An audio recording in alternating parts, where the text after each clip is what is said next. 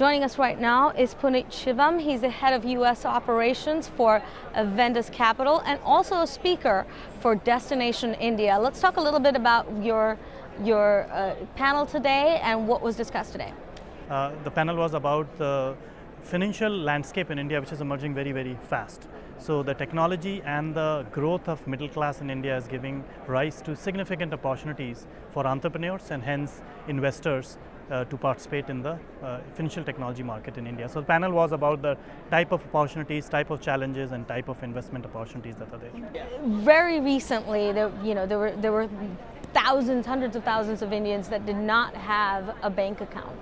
And I think that has suddenly changed the marketplace for India. Ever since this bank account initiative was launched in India, the space has really just exploded. Yes. Mobile pay has already been a big space for India, and now the mobile pay space is increasing thanks to this bank account initiative.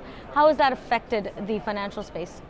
So let me first correct you. It's not hundreds of thousands of Indians didn't have bank accounts, hundreds of millions didn't have bank account.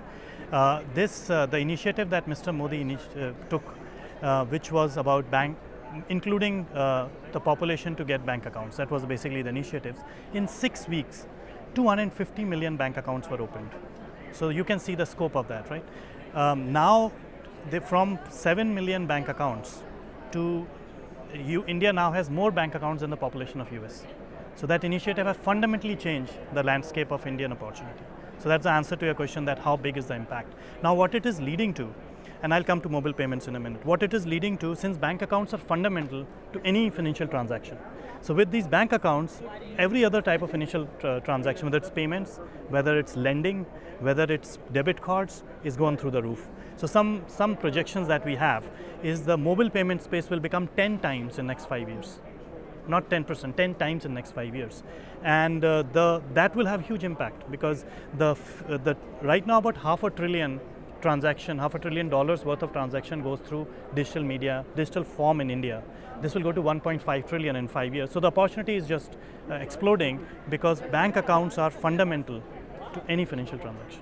Right. I mean, traditionally, India has largely been a cash economy, and I think shifting into banks and credits and PAN cards and unique identifiers for each citizen is definitely going to change that.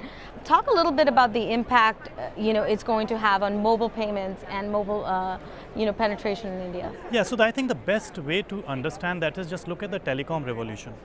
So in telecom revolution, what happened, just to recap, that most Indians did not have a telephone line before mobile.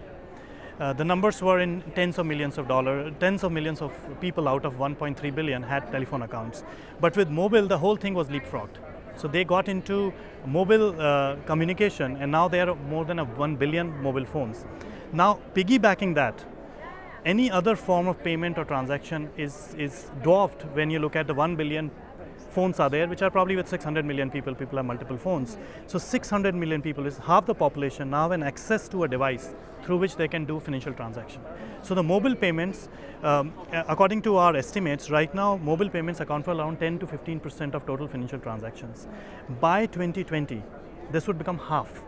So the growth is that tremendous, which has huge benefits. It reaches every far corner of the country.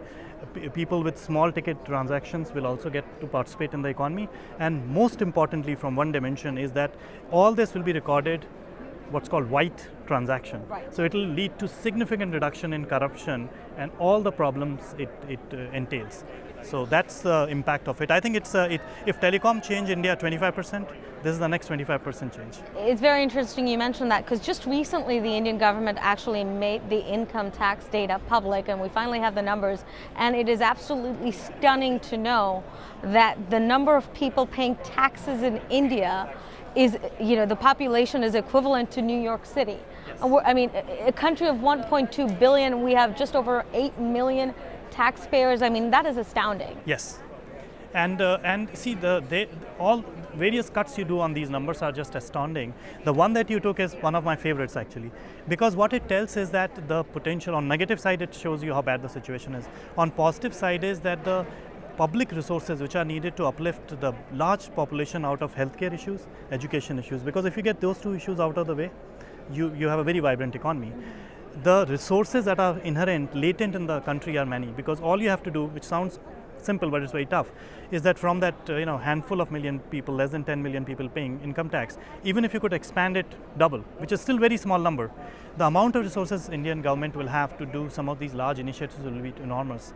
I personally believe between telecom and the sanctity of financial payments, which is what it will lead to, I think we are really poised at something very amazing. I mean, I would not be surprised if we go the way Singapore or China has gone with these changes. So these are very, very fundamental changes. Talking about, one of the focuses in this conference has been Destination India and some of the initiatives that Indian government has started with Digital India and Startup India. What's happening in the banking sector is going to have a large impact on all of these issues. Can you give us a sense of how smart cities, smart villages, all of this sort of ties in with the banking sector? So see, it's by the way a very, very relevant question that you asked.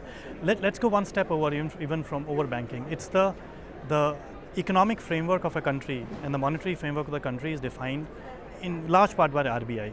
Today we have the governor of RBI, who's probably the foremost thinker in terms of economic and financial policy matters globally. So what it is leading to is they are working on two critical dimensions: one, inclusion, and second is sanctity. Because if these two things are taken care of, that clear the whole platform for expansion of financial systems. Now, the key bottleneck that was there in fulfilling that vision was paperwork, because paperwork introduces a way to bring, for lack of a better word, pollution into the system, right? It puts that manual angle where things are not transparent. Digital is the transparency. I mean, with digital, you can be completely transparent. So what is happening is that between a very strong and forward-looking RBI governor and very strong leader with very strong control over bureaucracy, the scale has tipped, because universal identification, banking, and the key regulations which are clearing this electronic transactions, this is now perfect storm. And actually it's irreversible now, because the scale of growth, I told you about the bank account numbers, because once it's included, time is not far when it will be mandated that only salary in India can be paid through electronic means. Believe me, after that there's no hiding. Two indicators I'll give you, precursors to that. One is passport. In Indian passport system has become totally electronic. It's better than US passport system today. You don't have to pay a rupee. Everything is transparent. You can go online and check status of your passport. Second thing is income tax. You can file for income tax online and see status of it. So that system has completely cleansed, because once transparency is brought, many of these things are removed.